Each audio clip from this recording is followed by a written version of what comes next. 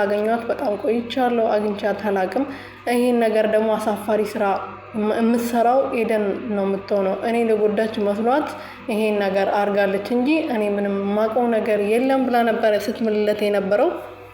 አንቺሞሽ ሌላ ሰው ሆነ ከዚህ በኋላ አምራን ጋር ሄዳችሁ አንድ ነገር ብታረጉ ኦርድ ከራሴ ብሎ እንግዲህ ዝቶባቸው ነው የሄደው ማለት ነው። ኤደን ደግሞ ራሷ እንደሰራች በደንብ ታውቀዋለች። ሄዳ ወሬ እየሰማች ነበር እነሱ ሲያወሩ። ያን ነው የሮጣ ሄዳ ነበር ለወይዘሮ ዝናሽ ልጆችሽ ሊጋደሉ ነው ብላ የተናገረችው ማለት ነው። እና በጣም የምታናድደው እሷ ናት የተናገረችው። ግን ኑሃሚ እንደተናገረች አርጋ ነው አምራን እያወራች ያለችው። ለኤምሪያስም ደግሞ ሄዳ ኑሃሚ ከናሆሜ ጋር ተኝታለች ብላ ሰራተኛዋ ነግራኛለች። ሰራተኛዋ ደግሞ ምንም ነገር ሳታይ ዝም ብላ አትናገርም ብላ ነበር የጠየቀችው። ኤርሚያስ ደግሞ እኔ መቼም አላምንሽም፣ ኑሃሚን ከኔ በላይ የሚያውቃት የለም። እሷ እንደዚህ የምታረግ ሴት ልጅ አይደለችም። እንደ አንቺ መስላች ነው ከማንም ጋር ሄዳ የምትጋደመው። ስለዚህ የኑሃሚን ነገር ምንም ነገር ብትናገሪ፣ አጸያፊ ነገር ብትናገሪ መቼም ላምንሽ አልችልም ብሎ ነበር አሳፍሮ የመለሳት ማለት ነው። ከዛ በኋላ እንግዲህ አምራን በጣም ተናዳ የናሆሜን እናት ልታናገር መታ ነበርና የልጃችሁን ልጅ ነው በወዴ የተሸከምኩት። ስለዚህ ሁላችሁም ኃላፊነት አለባችሁ ለዚህ ልጅ።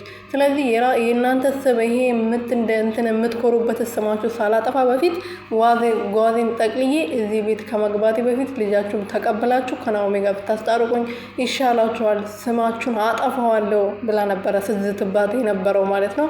ወይዘሮ ዝናሽ ደግሞ ከዛ በኋላ በጣም ነበር የፈራችሁ። እንዴ እውነትም እቺ ልጅ የተከበረው ስማችን ልታጠፋ ነው? ምንድን ነው የምታወላው? ኤርሚያስ ብላ ኤርሚያስ ነው እየጠየቀችው ነበረ። አረ እኔ እትዬ ምንም የማውቀው ነገር የለም ብሎ ነበር የመለሰላት ማለት ነው።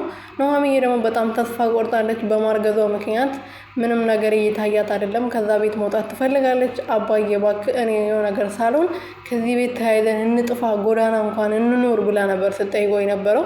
ከዚህ በፊት ከዚህ ቤት አልወጣም ብለሽ እምቢ እያልሻል ነበረ። አሁን ምን ታገኘ ልጄ? ኤደን አስቀየመችሽ ብሎ ነበር ስጠይቃት የነበረው። እሷ ግን ምንም መመለስ አትፈልግም። አንተ ባትኖር ኖሮ በዚህ ሰዓት ብሞት ራሱ ደስ ይለኝ ነበር ያለችው ማለት ነው። ተስፋ ቆርጣለች። ከኤርሚያስ ጋርም አውርቶ ነበረና ከዚህ በኋላ አይኔ ስለማታየው አንተም ከዚህ ቤት ብትወጣ ነው የሚሻለው።